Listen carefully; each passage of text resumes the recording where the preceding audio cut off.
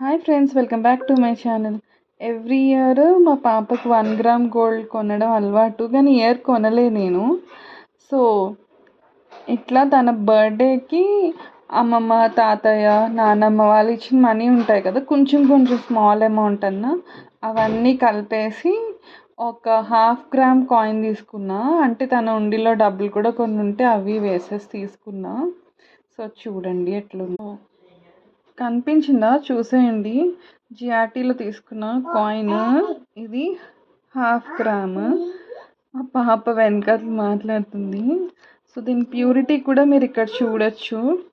క్లియర్గా 916 అని ఉంటుంది, చిన్న హాల్ మార్క్ ఉంటుంది.